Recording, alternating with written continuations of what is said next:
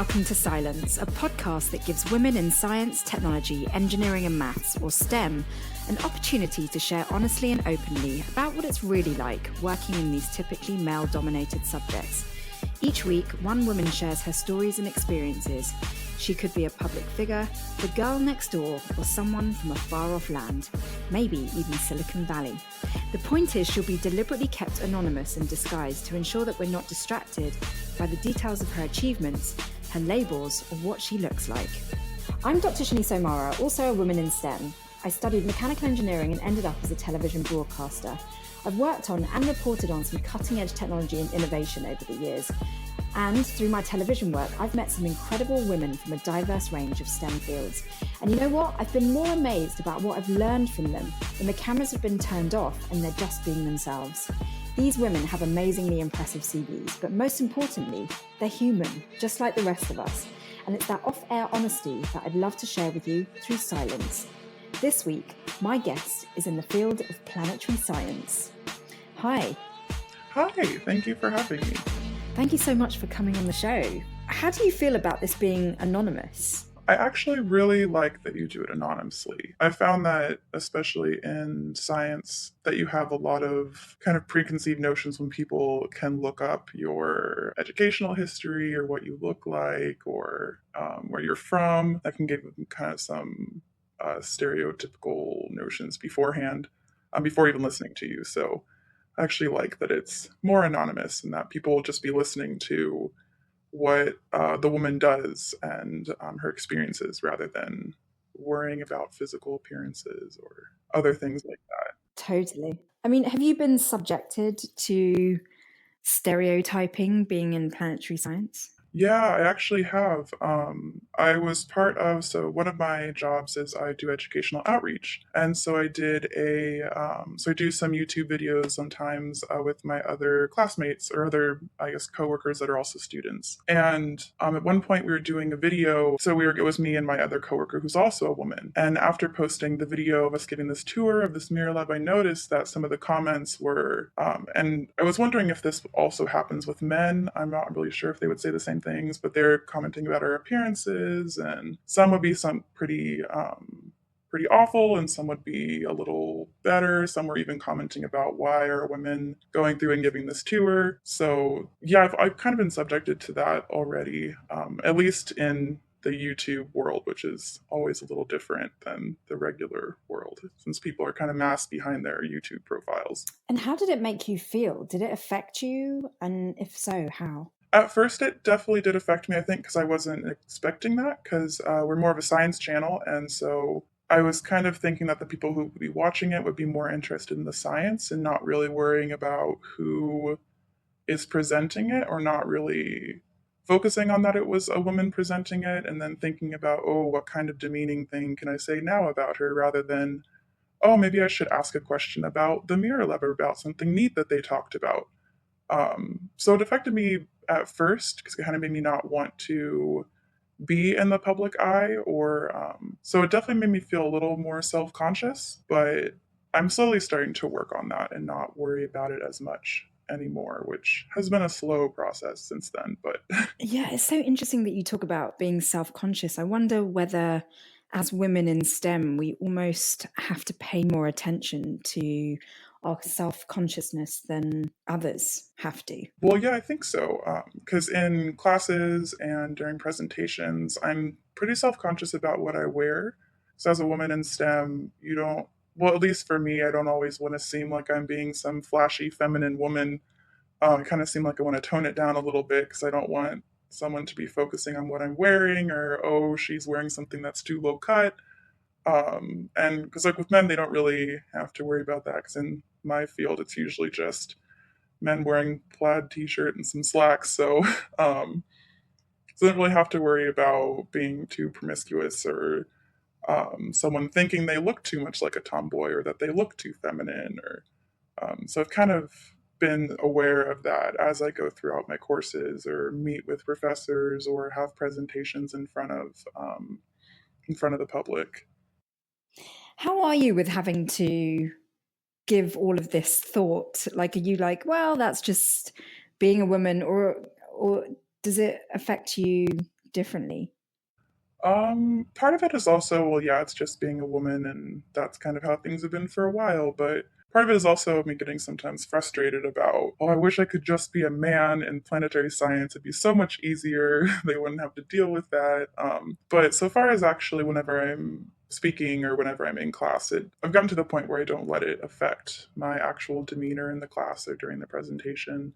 So I have started to not worry about it as much, but I do come back to those thoughts of, how I really wish I didn't have to think about these things. My heart is kind of breaking because you saying that you wish you could be a man is kind of like, I don't know, somehow denying the wondrous thing of being a woman because you're in STEM. I mean, I also went through the same journey where I just found it a big hassle to be a woman in engineering. But I've also turned a corner with it in the sense that I'm now really just proud of who I am, whatever gender, whatever inclinations, you know. Where do you stand on that? Do you have strong opinions with regards to sort of self-acceptance, I guess? I've actually come to be extremely proud that I am a woman in science, and that was mainly through my journey of finding and hearing from other women in science. And I've noticed that they are some of the most influential and inspiring women that I have met, that are doing all these, they're kind of going above and beyond what some of the men I've met do. And that's not like a sweeping statement of saying that men do less and women have to try more to get to the same level as men, but just the one that I've met are so amazing because hearing what they've had to overcome and then hearing how proud they are that that they stuck to it and got through college and got through those classes where they had to deal with the stereotypes and got through those professors who were already stereotyping them. So it's actually made me extremely proud to be a woman in science. And I think any woman that is in STEM should be proud that they've stuck with it and that they aren't letting, I guess, feelings of men towards them or statements made by men or even statements made by other women affect them. That they're just sticking to their guns. Yeah.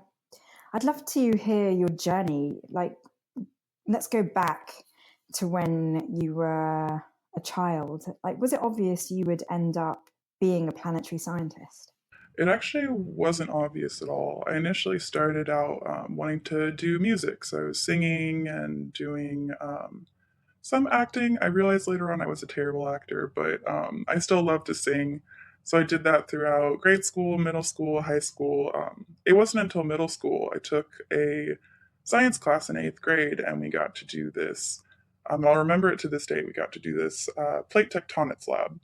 And so we took some graham crackers and we're moving them and colliding them like convergent boundaries in plate tectonics. And I didn't really know why we were doing this, what it was for, and I realized it was for the study of geology. And I just thought that was so neat. For some reason, I just automatically fell in love with it. So from then on, I realized that I wanted to do geology. And then it kind of morphed into geological engineering, like mining engineering, because my brother went in to do engineering. Um, and it wasn't until I went and did a tour of a school and I asked somebody, because there was a geological engineer and there was just a geology major. And I asked him, what's the difference between the two? Because I can't really tell which one I want to do. And so I learned that geology, you get to go into the field a little more. You're not just stuck behind a desk or in a lab, or I guess it depends on which type of geology you do. Um, so that's when I kind of switched gears away from the engineering and towards just the geology. And so that's what I went into college wanting to do, was geology. And it wasn't until I took a just a gen ed astronomy science with this amazing professor who I'm still really inspired by today. And he took us up to a telescope and for an overnight trip. So we got to learn a little bit about astronomy, and he talked about some planetary science. And I realized that I also loved astronomy. So I had this conflicting thing of, do I choose geology? Do I choose astronomy? So I ended up majoring in both and combining them into a planetary science emphasis. So I went into minoring in planetary science. It's kind of a like collision of events that happened that brought me here to planetary science. That's so cool. Wow. It sounds like you were really following your heart. It seems like the thing that I ended up falling in love with, I would just go with it. I wouldn't say, well, I wanted to do this other thing, and engineering might make more money. It just seemed like whatever. I was like, wow, that's amazing. I want to do that. I just went with it, even when it's pretty hard. Planetary science is a pretty small area of science, but I found a school that has a great program and realized that it's possible, even though it took a little while to figure out that I wanted to do it. I found the thing that I love doing, and I'm extremely happy that I stuck with it, and I'm getting to do so much in it right now. And what was driving you the whole time? Because it doesn't sound like it was maybe other people's expectations of what you should do. So, what was the motivating factor to get to where you are today? I think it was definitely a lot my parents. I have really great parents that were encouraging me the entire way to find what I love doing, and um, and then also friends who got who were doing things that they didn't necessarily love. So I'd seen kind of people doing things that they weren't that happy about, that but they needed to pay the bills and they needed to make ends meet, and if that's something that I had to do, I would definitely do it, because I do work part time through college and I'm on loans and I'm making ends meet. But I didn't want to just settle for something I didn't love doing. And so having parents that were encouraging me to keep seeking out what I wanted to do. So when I settled for engineering, my mom was like, I know that's what your brother's doing, but you don't necessarily need to do that. She was like, find what you love doing. You love geology. So I kept searching, and even though I'll have a ridiculous amount of loans by the end of it, at least I am getting to do what I love, and kind of had encouraging people that kept pushing me to find my niche. And I found it. Were you influenced by anyone growing up or inspired, or were there role models in your life that were paving the way? I think one of my biggest role models was my brother, because I came from a family where my mom did business and my dad did. He ended up going to security, and so there wasn't really any scientific backgrounds in my family. And so my brother was the first to kind of branch off and do aerospace engineering. So I actually found that really inspiring. So it's like, I don't know how you're going to do that. That's kind of, you don't really have any foundation of knowledge for that. You're just kind of jumping into it feet first. So getting to see his experiences he's going throughout college, because he's 4 years older than me. So while I was in high school, he was in college. Just got to hear about his experiences and how he really liked what he was doing, all these neat experiences he was having. That kind of solidified my desire to go into science, because I had my brother who went into science with no prior knowledge of whether it was going to work out or not, or how hard the journey was going to be. And so having him as kind of my role model throughout college really helped. He was also in college for a while to get, because he double majored. So he was in college for a while and went through a lot of ups and downs. And so he's been helping me throughout my college experience, trying to push me to stay in college, and that science is the right path. And yes, it's a little more difficult, but that I can keep doing it because he was able to do it. It sounds amazing that you've got someone so supportive by your side. Um, what does get you through the tough times? Because I think uh, the the fact that STEM isn't easy does put a lot of women and girls off taking the subjects. What pushes you through those times? For a while, I didn't really know, because at first I was just like, well, this is all I really know that I want to do. I started college with this major. I should probably just keep going with this path. But as I got older, I've reached a lot of times where I just wanted to take a year off or switch majors, or just go back home and work somewhere that didn't require all of this additional studying and preparation for. But I think the fact that I've made it so far, and the fact that I've kind of wanted to prove people wrong, so I've had friends and even extended family that have kind of been a little confused about why I chose the major that I did, just because it's going to take so much work. And then I've also had significant others who have told me, well, you could just drop one of your majors, just go do business, or just do one major, do math or something. You don't need to go into this obscure planetary science. So part of me, I'm kind of stubborn, and so having people saying like, "Oh, you're doing too much, do less," or "Oh, just pick a different major," or "Go back home and work." It's kind of made me want to prove them wrong that I can do it.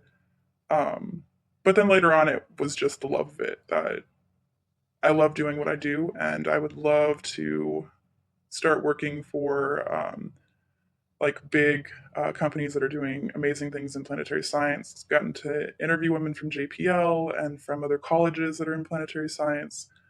And so just the inspiration of everything they've been able to do by sticking with it and going into planetary science. It's kind of been an inspiration for me and kind of a uh, has driven me to keep going and to keep with the path that I've chosen.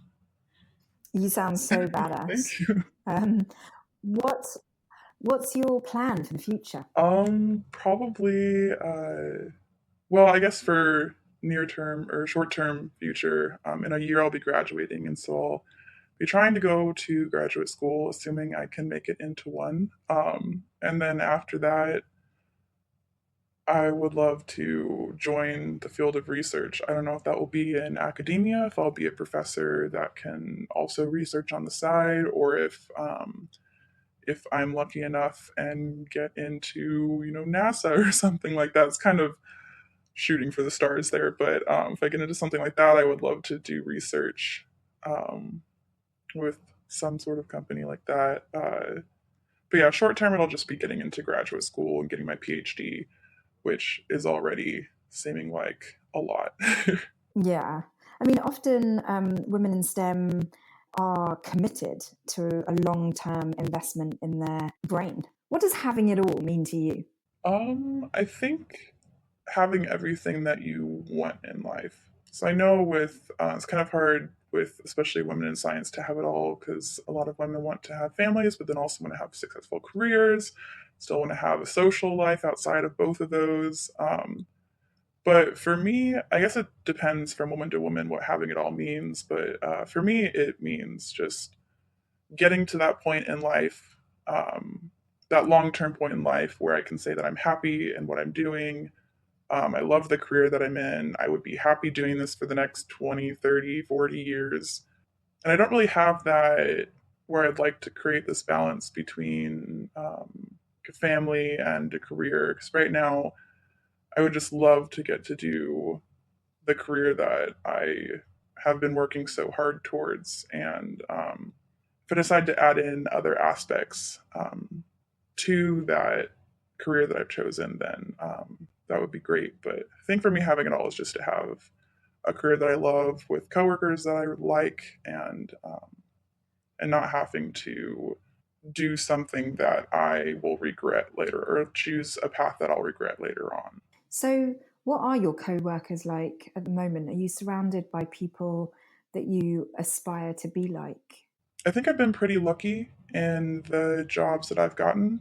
So I work as in educational outreach, and it's specifically for an astronomy department. So the coworkers that I have are wonderful. There are people from film. There are people from that are writing majors. There are people that are also astronomy majors, and so I get to have these amazing conversations with them every day. Even if it's not about astronomy, it's about something that they love doing. Because this job is mainly doing making videos about things that you love and trying to reach other people that also love doing that through making these videos. So I've actually really loved the people that I work with right now. I don't think I have any complaints against them. And then I also was lucky to get a research job in planetary science. So I get to work with people in planetary science that also love what they're doing.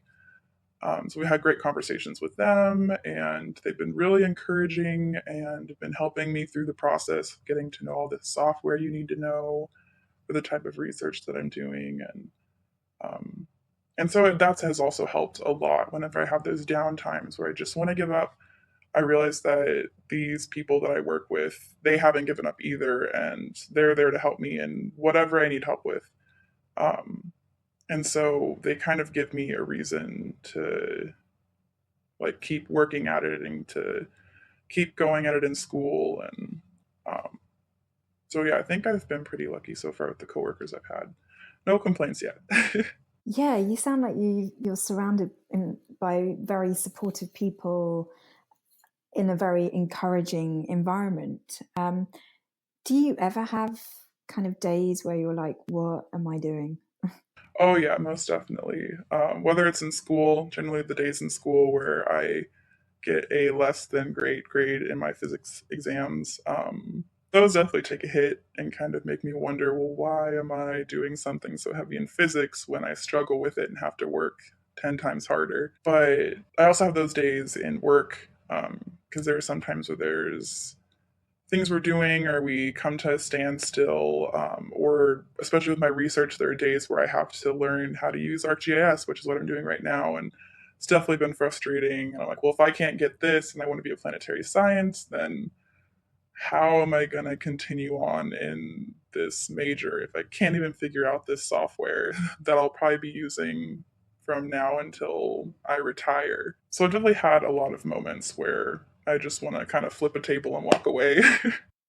Yeah, I think those moments are so common for anyone in STEM, really, because it is really tough. Do you have like a carved out strategy for dealing with those times?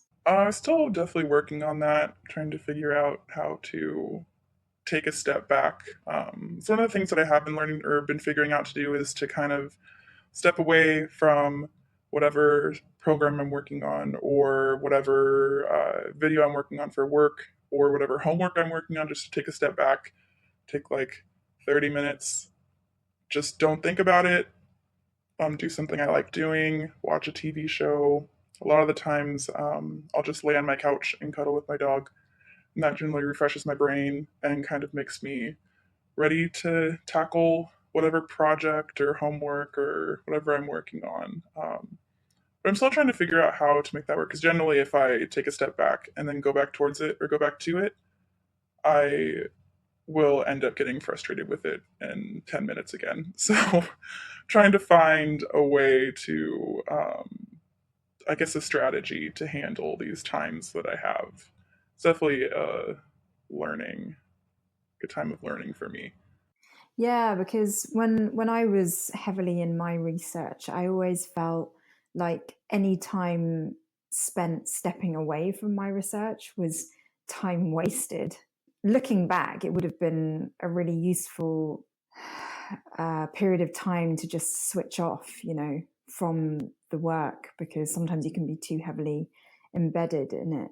Do you have that sense of like, if I'm not working, then like I'm going to fall behind? Oh, I always have that worry. Whenever I do take a step back, I'm like, well, I have, even whenever I step away from things, my mind never completely steps away. My mind is still thinking about, well, you still have to do this homework, you still have this project to work on, you still have this research to do, you need to get 10 hours in this week, and you haven't done any of that. And so that's actually a worry that I have constantly and a worry that's affected friendships and relationships, and especially friendships when I have friends that say, just take a break, we can go watch a movie. And I'm like, well, that movie is 3 hours long. My night, like the time that I have whenever I get back from school or work to the time when I need to go to sleep, I only have 5 hours. So if I go watch a movie for 3 hours, I've lost all that time. I can't work on anything. I only have 2 hours left. I still need to eat in between then. And the same has happened with relationships. Like I said, I've had significant others that have said, well, you're doing too much. You need to take a break and do this. And I'm like, no, but I can't. I have this expectation to live up to. Especially as a woman, I always worry about falling behind and then having that reflect terribly and add into, well, you're a woman, you can't do this, or you need to work harder than men, so why did you take a break? Um, so I'm constantly thinking about that and constantly having that affect my social life and my downtime. And most of the time, I don't like having downtime.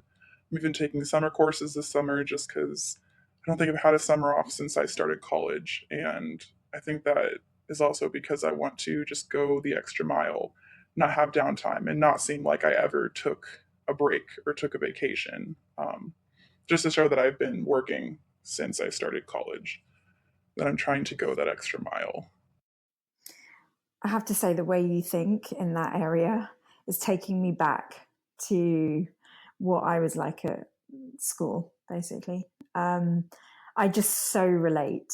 Uh, and it's just very, very interesting that you talk so honestly about why you can't take your foot off the gas pedal, too much. Do you think there is a solution, or is this just the way it is?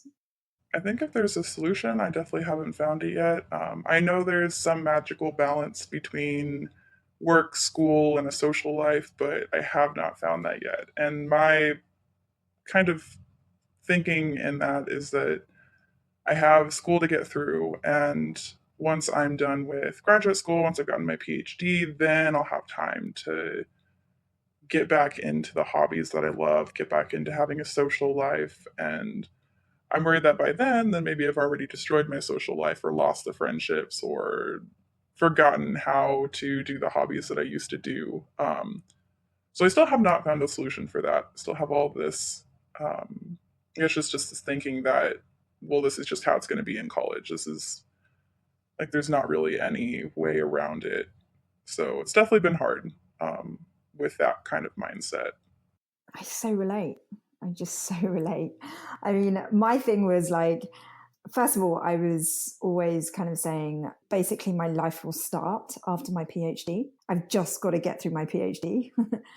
I mean, I was at university for almost 8 years because I just went straight on for my bachelor's. And so essentially, like, my life didn't start till I qualified. And my excuse in the back of my head was like, I'm just not as smart as everyone else. So, like, even though there may be a fine balance out there and some people have got that balance, I'm not going to try and even entertain the idea of that balance because I'm just not as smart. Like, I'm just not as good in maths, or I'm not as good in physics, or whatever it was. And so I have to just keep working as hard as I can because I'm somehow disadvantaged or whatever. And so, yeah, I just never let go. I never really switched off. Well, that's been my thinking too. Especially with physics, I have struggled with physics a lot. I've always had this self consciousness towards being in a physics class and seeing these other, which usually it's mainly men in these classes, and seeing them just getting these topics right away, getting the strategies, understanding how to do it, getting great grades on exams. And then I go home that night and it takes me 6 hours to finish just one homework problem. And I'm just wondering and like beating my head against the wall. I'm wondering why it's so difficult for me to get these concepts. So I think that also goes into, well, I don't have time to do these other things because I have 5 problems due this Friday and it's Monday. And it's going to take me a night to do each problem because it just doesn't come as easy to me. So, yeah, I had that issue with, I kind of feel that I have a disadvantage. It's probably just my mind just not getting these things instantly when I'm in class, not having these light bulb moments constantly while I'm in class and having to go home and study through everything and reteach myself everything. So it's definitely gone into not really knowing how to manage that time and how to balance it with other things I like doing. Because it takes so long to study and so long to complete homework assignments and to understand the software program I need to use. So it's definitely affected finding that balance. Do you think that's a gender thing, that maybe you take longer? Because I was surrounded by men all throughout my studies and during my engineering career. And so I don't really know if it's a gender thing or whether it was just a me thing. But like, I've got 2 questions for you. Like, first of all, what's the gender balance in the area of your study? But also, do you see major differences between the genders? So, first of all, what's the gender balance in planetary science? I think it's getting better over the years, but I definitely, so because I'm doing geology, astronomy, and physics, and then also planetary science. So in all 4, I have definitely noticed that there are more men than there are women. I've been in classes where I've been the only woman. I've been in classes where I've had one other female student with me. So the balance is not where I wish it would be. Geology, it's a little bit better because we have some amazing female professors that are really good at outreach, really good at getting women interested, really good at going to middle schools, high schools, and trying to ramp up this women in STEM. But especially in physics and astronomy, even some of the computer science classes I've taken, I've noticed that it is very much so usually men in the field rather than women. And there's also this funny story about whenever my brother was going to tour his college before he started college, and I was just I think in ninth grade maybe, and so I went with him to tour this college, and it was an engineering college, so it was a science and technology college, mainly known for engineering. And while I was there, I wasn't even the person that was supposed to be there for the tour, so I was just his younger sister, and they were already asking me, well, what are you planning on doing for college? You should come here. And they told me that for their entire college, the ratio of men to women was one woman for every 10 men. And Wow. I just thought that was incredible that in the entire college, this engineering and science and technology college, there was one woman for 10 men. And that just blew my mind. And I maybe just thought it was that college until I got into college and got into science and noticed that that is very much so true. In a class of 20, I've been there with one or two other women along with me in those classes. I have so many questions around that. First of all, do you feel there are differences between men and women in their approach to your science? I've kind of noticed that there are, so far as, because I'm the person that loves to sit in the room and just, I usually don't answer questions. I sit in the room and kind of observe and listen to everybody else ask questions and answer questions that the professor asks. And I've noticed that aside from maybe one or two women that I've had in my classes, it's generally the men that are answering all these questions or going up to the board and solving this problem because even though we just learned that concept that day, they already understand it. And I never really noticed the women doing that. They usually would sit back and watch, take notes. And I know for me, I would do the same things. I would need to. Well, there were two reasons why I would do that. Is because I would need to go home and I'd want to go back through, read my notes, read the professor's notes, relearn what I had learned. So it took kind of a couple times for me to get a concept. But then also because I was a little worried of answering a question or trying to solve a problem if I didn't completely understand it.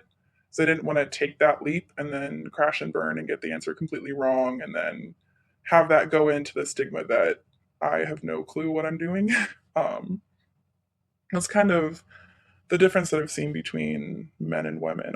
I know it's not the case for all women. There are definitely some amazing and brilliant women I've had in my classes that just get things right away and prove the men wrong when they'll answer one question. They'll be like, no, no, no, it's actually this, and they're right, which is amazing. But I've definitely noticed that the men are generally the ones that just understand it right away and answer the questions.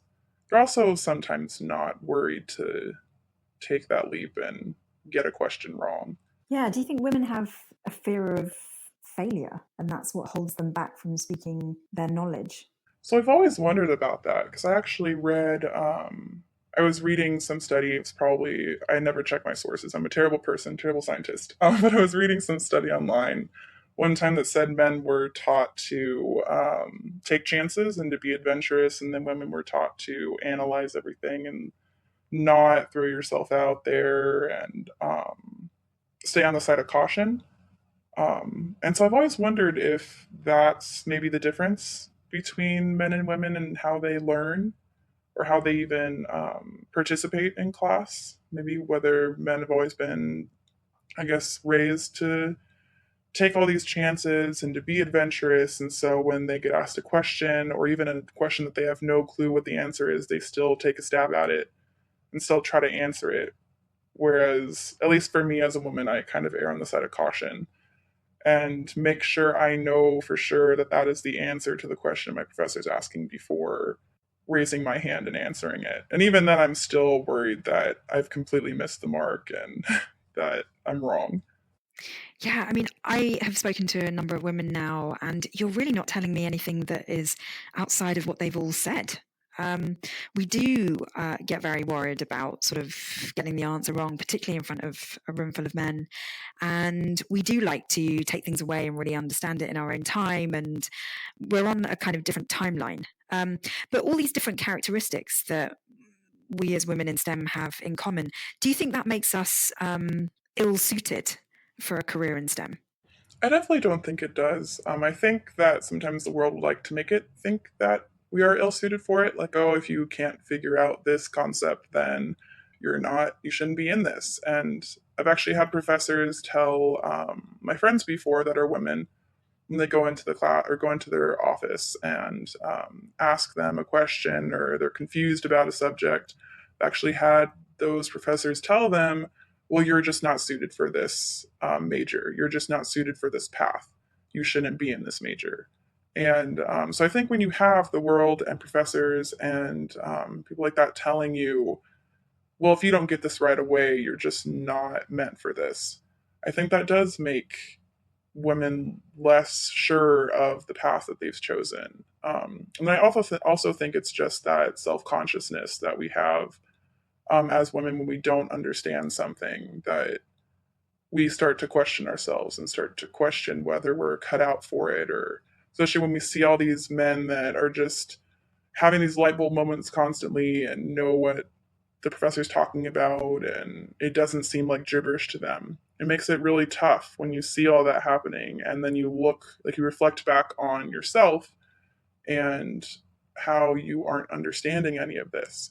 Then you start to question, I guess this isn't the right path for me. And there are a lot of women that I've known that have actually dropped out, or not just dropped out of college, either chosen different majors or something like that, just because they felt so intimidated by not knowing what they were doing or by being that one of five in the class that did not do well on that exam or just completely missed that concept. I totally agree. I totally agree with you. And what do you think it will take to help women not drop out? I think one, which is a little obvious, is for professors to be more encouraging and to not say things like, oh, well, you shouldn't be in this major, because that's kind of just a slap in the face, especially for a woman, of, okay, well, I guess I'm just not cut out for anything in science because I don't get this.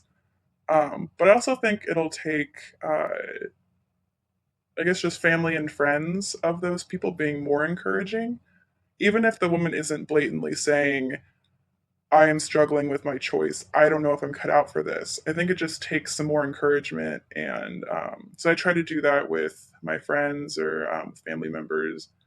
Well, I guess just friends, since I don't currently have any family in science besides my brother. Um, but just being that encouraging voice that's saying, yes, you may think you're not suited for this, but you just have to keep on trying. You might have to try 100 times harder than those other people in your class, those brainiacs that just understand it. But you can do this. You were not biologically created with a disadvantage. You just don't get it as easily as other people do. And once you do, you might be that person that gets a better grade on the test than anyone else. And I've had women who have done them. They struggled and they studied for 2 weeks before an exam and they got the highest grade. Even though they didn't think they could do it, they somehow got the highest grade. Um, so I think it just takes a lot of encouragement and then also encouragement for, I guess, women encouraging themselves. Um, so with me, whenever I had that little voice in the back of my head saying, no, you can't do it. You failed that test. Just drop out. Just leave college. You can't do this. You're not a scientist. It takes kind of another voice in your head battling that other voice and saying, no, if I just try hard, it's going to suck. But if I just keep on trying, I can make it. I think it's really amazing that you've brought up kind of the voices in our own heads, because I almost didn't want to accept that encouragement because I somehow felt I was being weak. Like I wanted to prove to myself that I could do it. And when it was hard, it was hard all by myself because I didn't want to admit to anyone that I was finding it hard.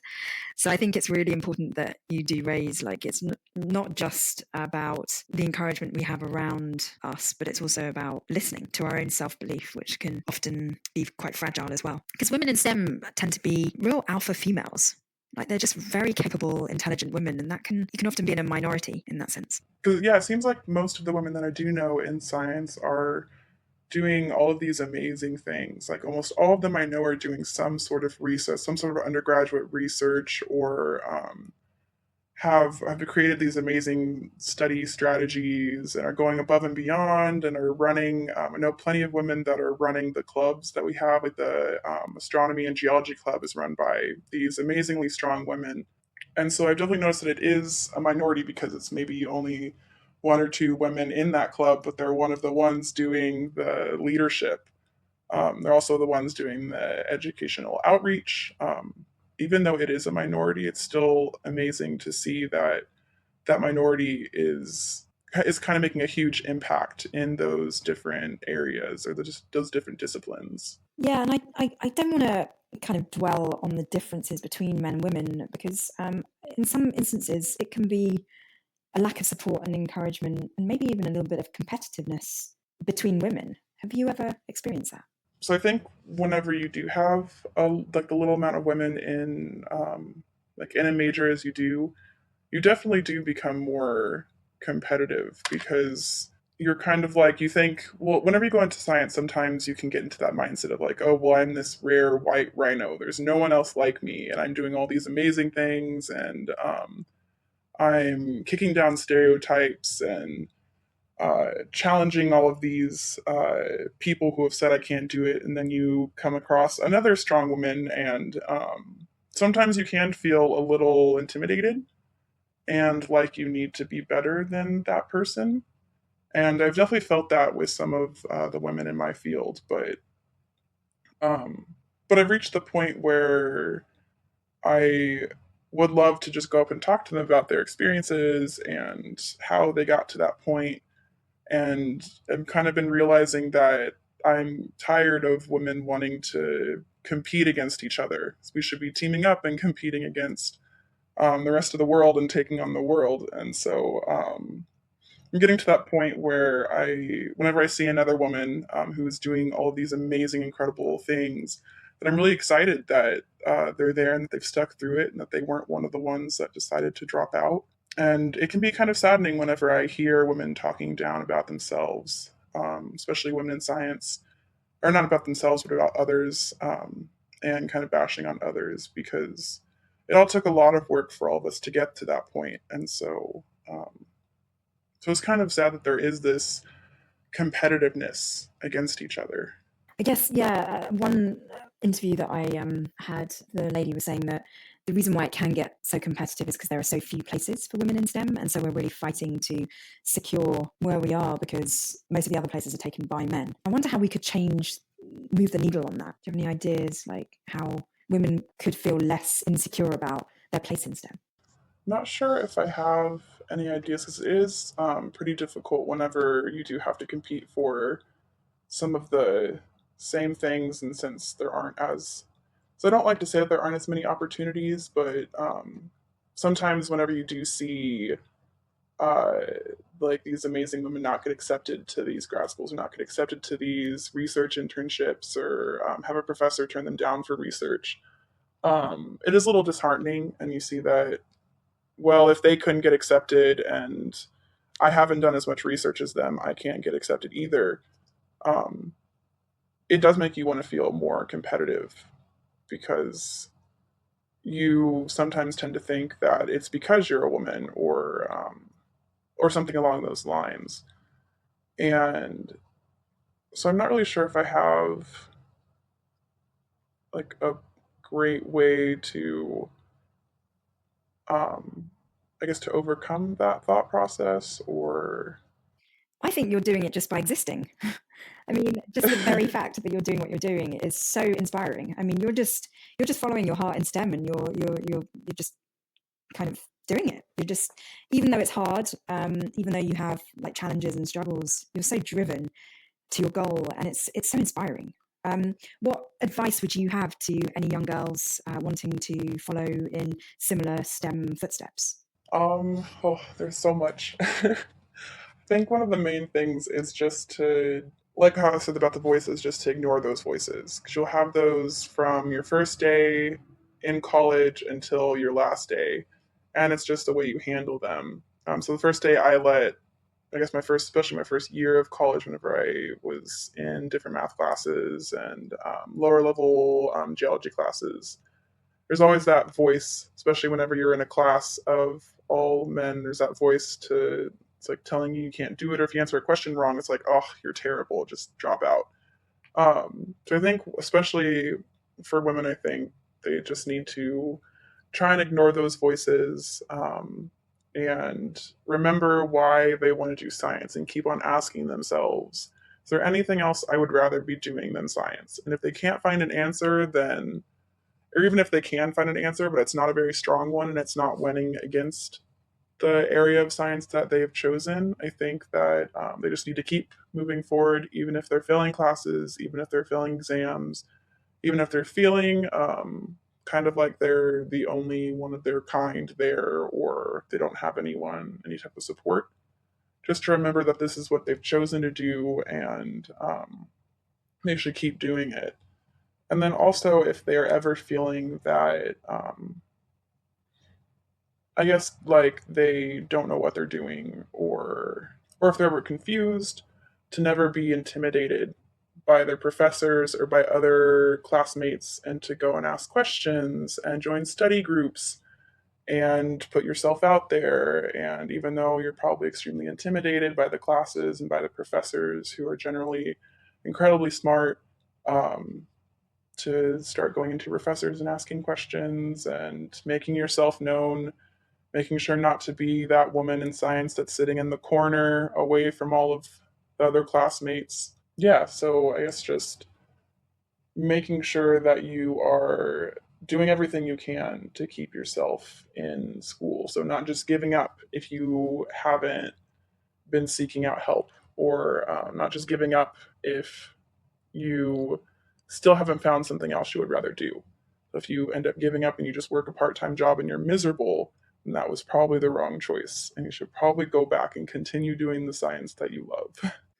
Awesome. And so, final question, what do you love most about your STEM career? I think even though the classes are hard, I still love the classes. I still love that it's a challenge. I love that I am having to spend so long on homework assignments, even though I don't love it then. Afterwards, I love it that I overcame those learning obstacles. And then I also love that I've gotten the opportunity to do the research that I will hopefully be doing later on in my life.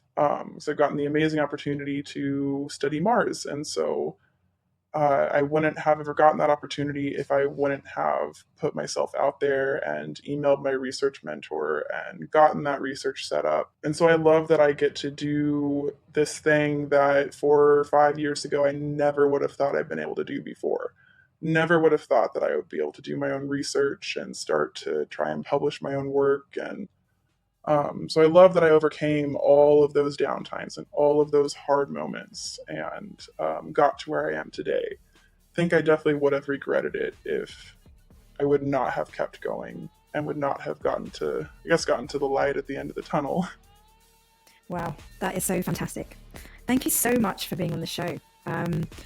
There's just so much I want to reflect on. I feel like I need to go away and just sit in a room by myself and just reflect on a lot of the things you've said. I found it incredibly inspiring talking to you, and thank you for being so honest. Oh, thank you so much for talking with me about all of this. That's it from our STEM guest this week.